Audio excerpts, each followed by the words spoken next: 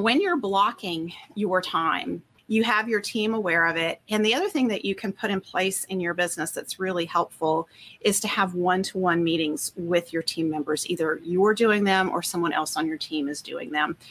And the reason this is helpful in protecting your time for the $10,000 an hour activities is because when your team members know they have dedicated one-to-one meeting time with you, they are much less likely to interrupt during your $10,000 an hour activity time in your business.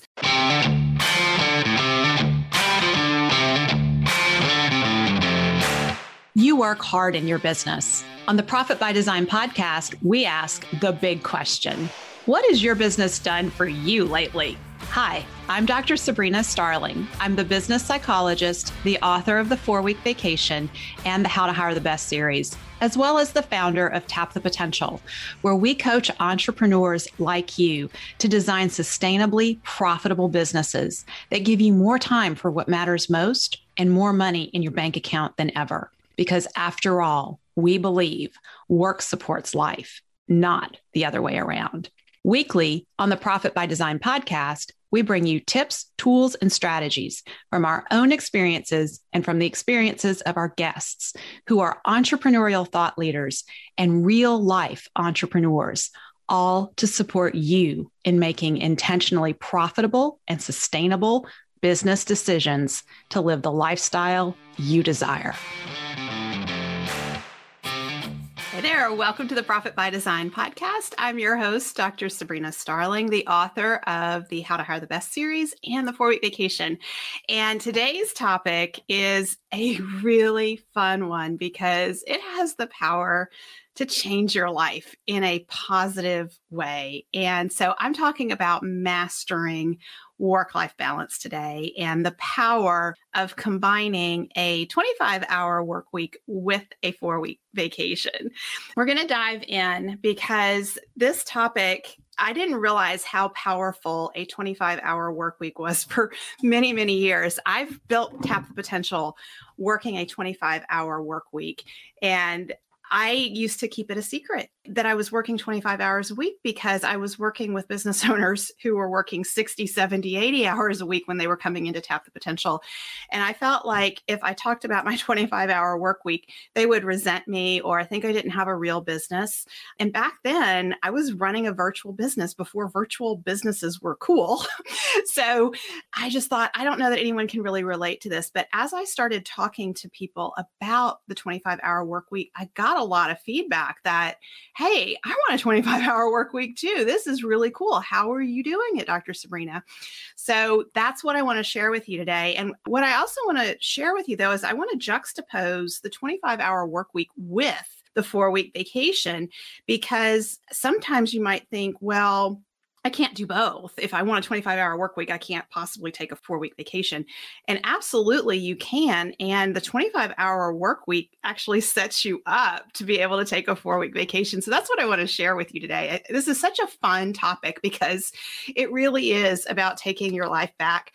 As we dive in, I want to just kind of go back to the beginning for myself and share with you how I came to be working a 25-hour work week. So I've shared my story before about my childhood and how just being raised with a dad who just worked his tail off and hustle culture, how that really impacted me and a lot of the gremlins that I had to learn how to let go of and learn how to just enjoy my days and not worry about getting more and more done. And that's been a lifelong journey for me. And what I haven't really shared, though, before is that I haven't talked about my mother and her impact on me. So my mother was a stay-at-home mom. And when I was born, she decided she's going to quit her job and she was going to dedicate herself to raising me. And I mean, that's just an amazing gift right there, right? And so my dad, that's why he was working all the time, because my mom wanted to be home with me. And so I learned that as a child growing up. That was my perception of what being a good mother is. And I had huge conflict inside because on the one hand, I was encouraged to go to college and succeed and have a career. And then on the other hand, I have a mom who's a stay-at-home mom, and she dedicated her life to raising children and raising me. And that was her focus. And I was like, I'm a mess inside. I don't know how to justify all of these different wants that I have. And so when I went into business and I quit my job, that was the moment that I really had clarity. And it was raising my newborn baby at the same time that I started my business. And that's when I really had clarity that, you know what, I can do both. But I will not work more than 25 hours a week because I really wanted to be home with my children as much as possible and be a part of their childhoods. So I got clear with myself, like, how much time am I willing to put my daughter in daycare? And the answer was, well, no more than 25 hours a week. That's it. So that is how I built the business, is I had that parameter in place. And I firmly believe that that was one of the best decisions I made, because limits force innovation and creativity. So I just started working 25 hours a week. She would go to daycare, and that's how I got things done. And it was really hard because I didn't know anything about time management or effectiveness. I just knew how to work really hard. And when it was just me and I was in graduate school, I had no one else that I was responsible to. I wasn't married. I didn't have a child. I could just work all the time and study all the time and whatever. It was fine. But now all of a sudden I'm married. I have a child. I don't want to put her in daycare more than 25 hours a week. And I have no time management skills. And the crazy thing is one of my very first speaking engagements, I went to the Chamber of Commerce and I told them I'm starting a business. And they said, oh, you should do some speaking. We'll help you. We'll do a lunch and learn. And I said, well, what topic would you like me to talk about? And they said, time management. And I thought, oh my gosh, I don't know anything about time management. But it was really good because it forced me to start learning. And so I started doing all this research and reading about time management. Meanwhile, I'm taking care of my newborn. And one morning I had dropped her off at daycare and I had come home and I walked in and she had messed all over herself. You know, babies, they throw up.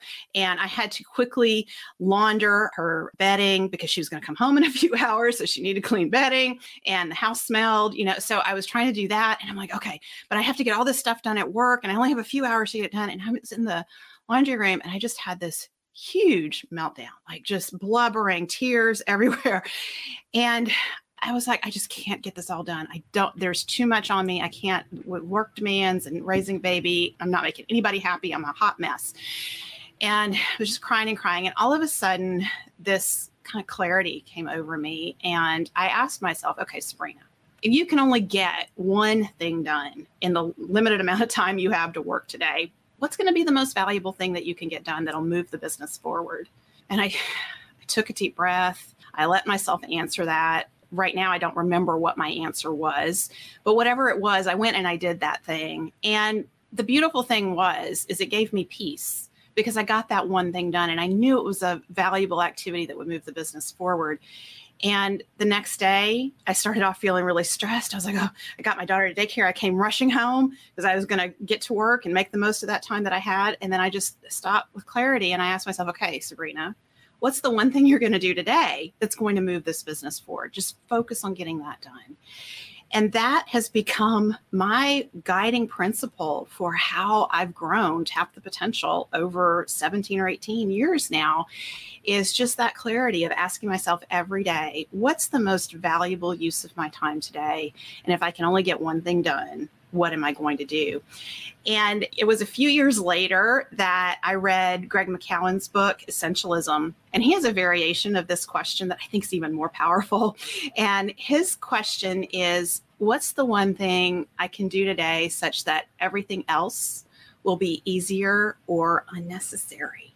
Right? That's such a powerful question. What's the one thing I can do today so that everything else will be easier or unnecessary? Just imagine, what's your answer to that? Because that's what you need to be doing today. And so as I started really just exploring time management, because I saw our business owners at Tap the Potential, this was the biggest struggle that they were having and working so many hours. And I got really into just looking at how do we entrepreneurs make the best use of our time. And I came across Perry Marshall's book on the 80-20 principle.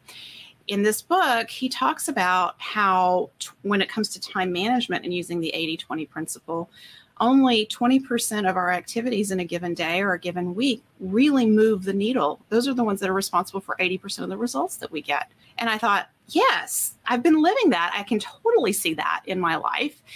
And it made me even more aware of where I was investing my time in the business.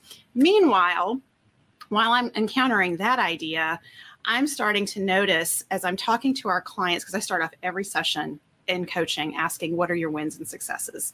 And I track our clients' responses over time. And back then, what I was really tracking is what are they doing that's growing the business and freeing up their time?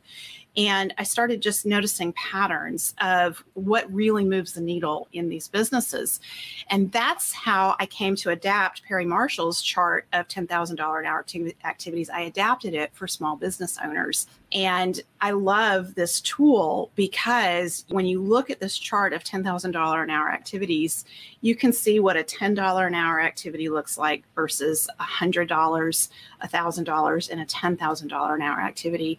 And I always encourage our clients to tap the potential, print this chart out and put it over your computer screens and your monitor so that your vision falls on it a lot.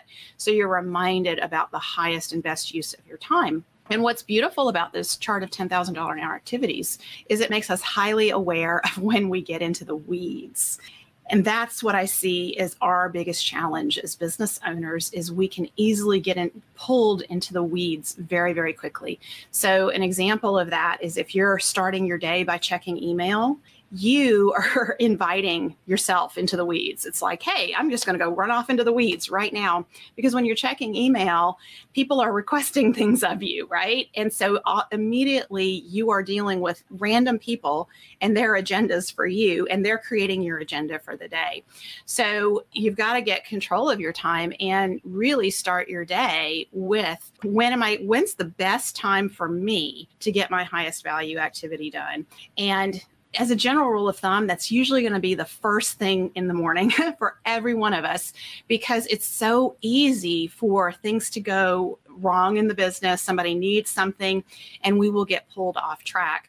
So one of the things that I've really learned over time is how important it is to time block and protect my time for these highest value activities. Now, I'm going to be honest. I don't time block 100% of my day, but my high value activities are time blocked because they're important and I need accountability for it. So I encourage you, when you're time blocking for your high value $10,000 an hour activities, I would encourage you to let your team members know this is the time when I'm doing XYZ.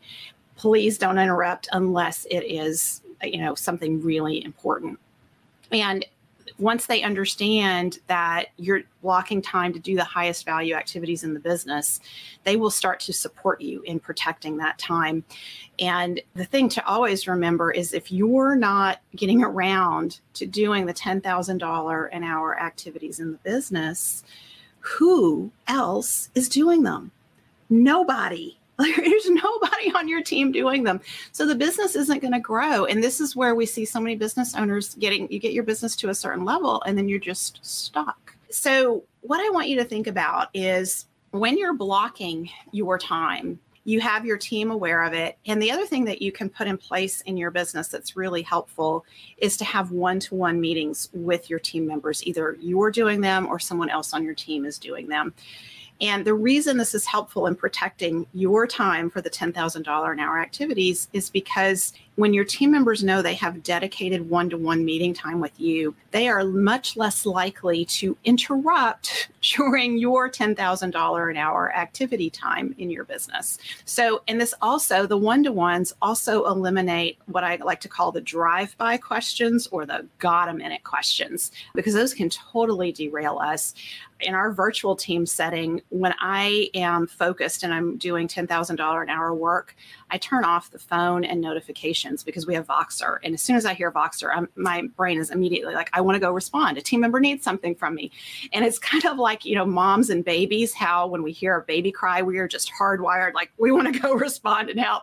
That's kind of what happens for me when I hear Voxer. So I have to turn off my notifications. I really just get nose down.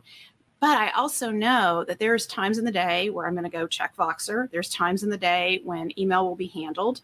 There's times in the day where if a team member has a question, they can get that addressed. But the $10,000 an hour time is protected in the business. And the beauty of the $10,000 an hour activities and the 25-hour work week is that when you are doing your $10,000 an hour activity time consistently, and it doesn't even have to be every day of the week.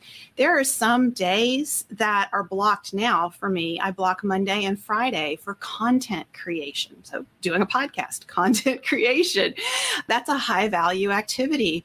And I used to have just an hour or two blocked in the morning for that. And what I realized is I wasn't able to go in depth enough for writing articles and developing content and creating podcast episodes. So I needed to block off full days where I don't have any meetings or other responsibilities.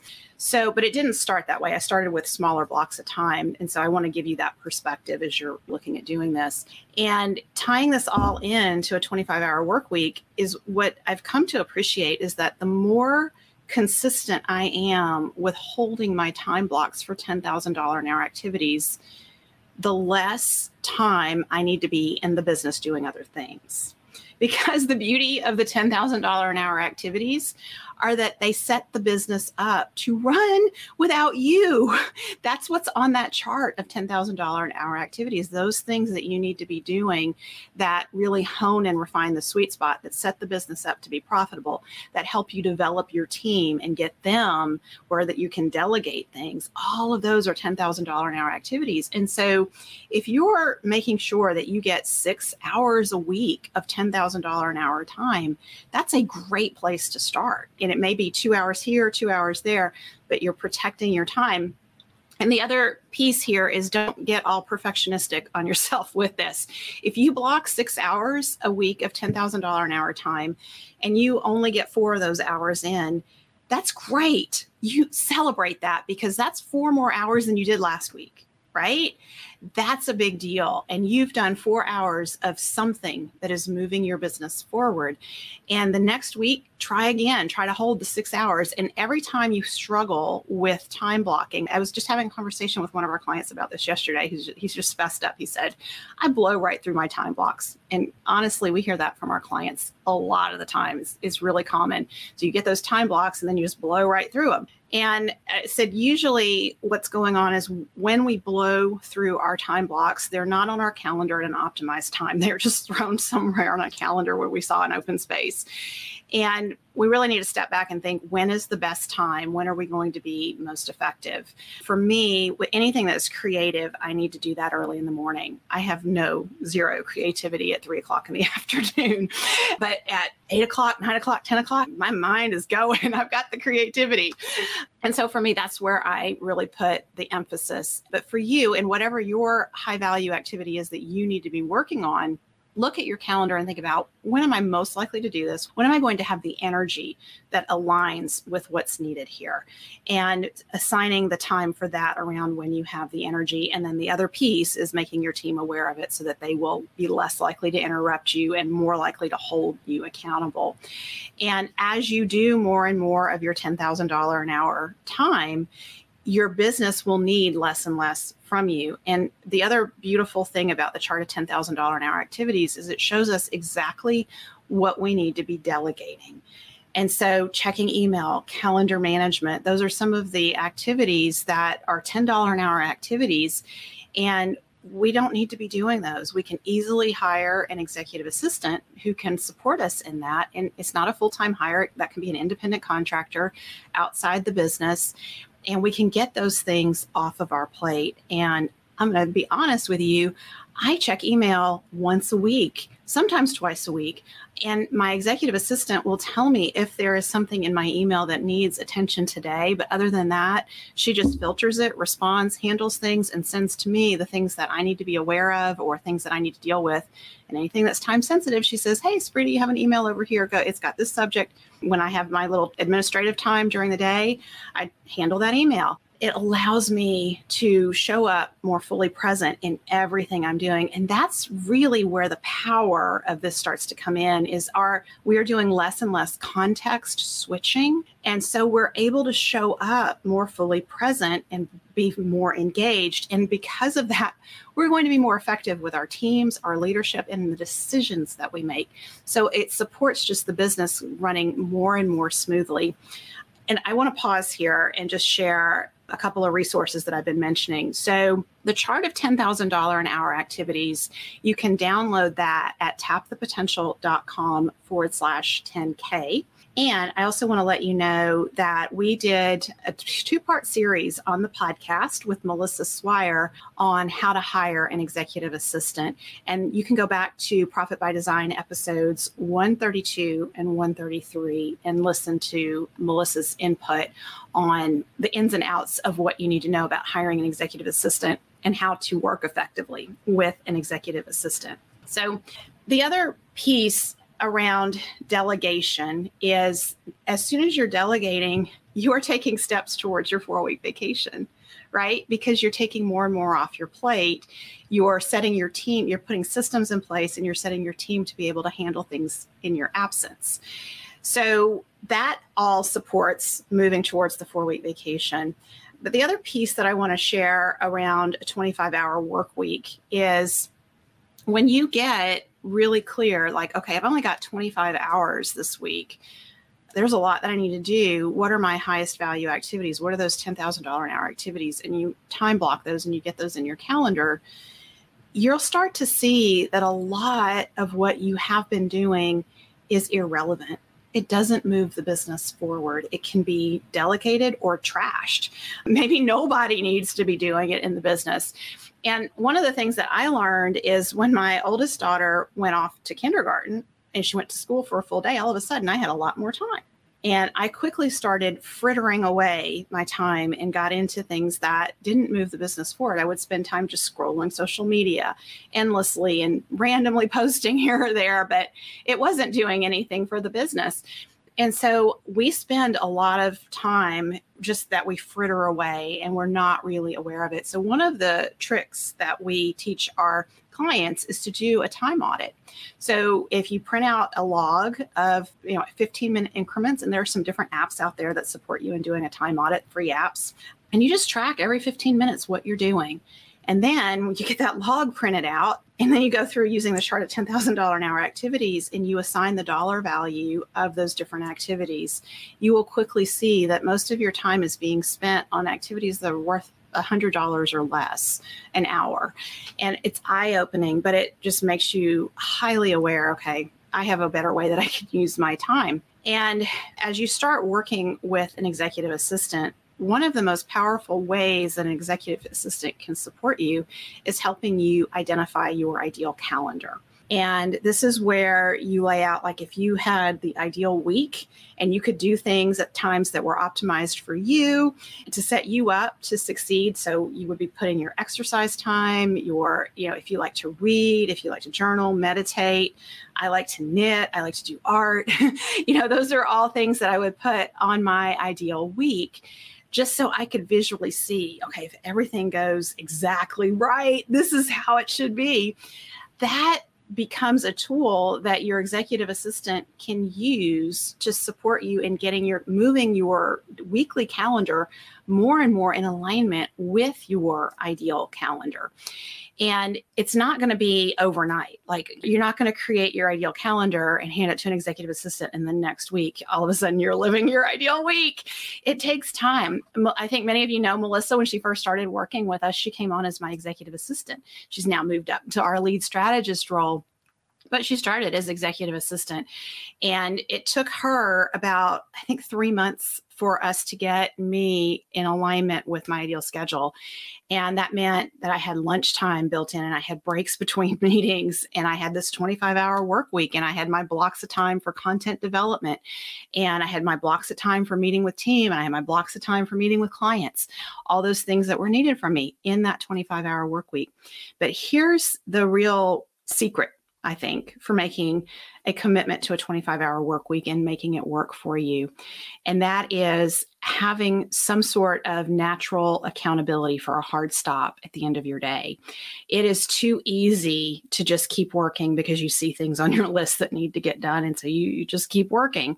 For me, my hard stops are when my kids get out of school and there's after school activities. And I mean, that is a hard stop because I don't want them being the last one in the pickup line or sitting out in the parking lot waiting for mom. That's horrible.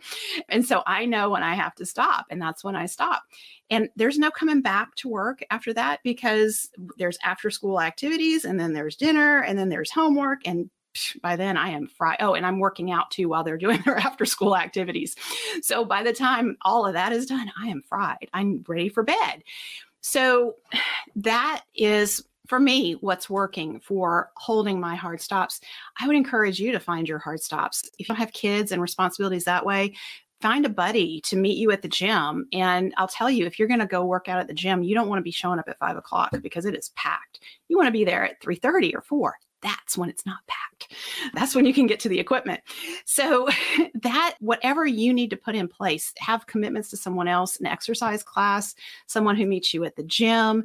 Maybe it's going for a walk in the evening with your wife. These things create that natural accountability where someone else is counting on you to be done at a specific time. And that will help you hold that boundary better. And there are times where I have to stop and evaluate, okay, I'm going to have to work longer than 25 hours this week. And if I don't, it's going to cause me stress. So yes, I'm going to go longer than the 25 hours. But every time consistently, my experience is I become less and less effective after working 25 hours. So if it goes to 30 or 40 hours, I'm less effective. And I think that's true for all of us. And the research backs it up, especially for anyone who is doing thinking work. And most of us business owners are thinking all the time. We're constantly thinking about our businesses. If for any of us doing thinking work, our effectiveness dwindles, starts to drop off after 25 hours in the week. So really be honest with yourself about looking at how effective am I when I'm really working, 40 or 50 hours a week even, and what could I do to reduce my time? And as you start to do this, you create more time for your self-care. And that's the best part of this, because again, it's about being more effective. And it's not about being busier. This is about being more effective in a 25-hour work week. So when I'm exercising regularly, when I'm stretching and doing yoga and I'm meditating and I'm journaling and I'm eating healthy meals because I have time to prepare them and I have time to stop and eat lunch, all of that makes me more effective during my day, and I can whip through things faster because my brain is working, right? When we're tired, when we're sluggish, our brains don't work very well. And that's where we make a lot of mistakes and we have rework. And so this is just all about looking at how to optimize yourself and making yourself more and more effective. As we tie this together with the 4-week vacation, as you are working more and more of a 25-hour work week, it forces you to delegate more. And as you're delegating more, you're taking things off your plate, and it becomes easier for you to block times to be out of the office for full days and not be available. And that's a great mini vacation test because your team is showing you, hey, I can handle things. Look at us go. We got these things. And so I would encourage you that whatever the longest amount you've been able to be away from your business fully unplugged, you look at stretching that out. So if it's a week that you've been able to be away fully unplugged, schedule a vacation test and go away for 2 weeks. You can totally do it. If you've been away for a week, you can totally do 2 weeks. There's no reason not to. And then once you've done 2 weeks, try 3 weeks and then 4 weeks. You just gradually build up to that. But through putting your business, really what you're doing is you're putting your business on a diet when you're saying, okay, I'm going to work this 25-hour work week. I'm going to focus on the $10,000 hour activities. And you also start to train your team in the $10,000 an hour thinking, because we want everyone on our team constantly moving up in the value of the activities that they are doing on the team. So, and this is the beautiful thing, people will come in at entry level in the business, and those A players will quickly master the entry level activities. And then you can move them up to the next level, and you start to align what they're doing in the business with their strengths, and they become more and more effective. So this isn't just about you necessarily taking vacation and working these 25-hour weeks.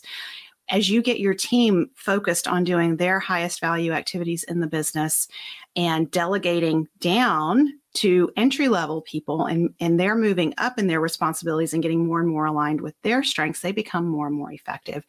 And it may not take a 40-hour week for them to accomplish the results that they need to accomplish for the business. And that's the best thing, because then you're opening yourself up to being able to give production bonuses, or if they're on salary, maybe they don't have to work a full 40-hour week. They can work a reduced week. And that makes you a highly attractive, great place to work. It makes you an employer of choice. So all of these things actually work together. All of that efficiency supports your profit first goals, with you being able to make the business more profitable and you being able to pay yourself more.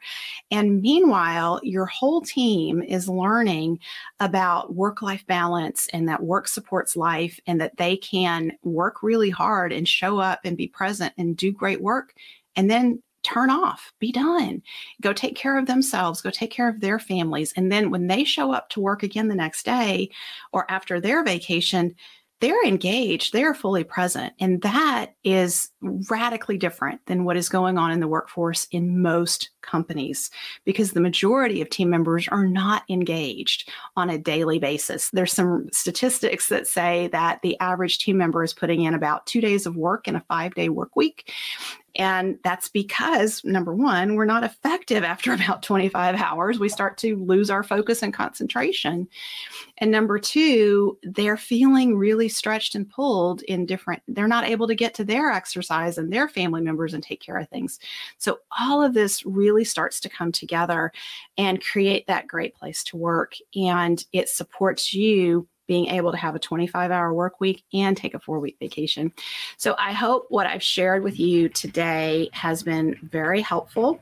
I hope it's given you some ideas for yourself. The best place to start is get that chart of $10,000 an hour activities. Head to tapthepotential.com/10K and download that.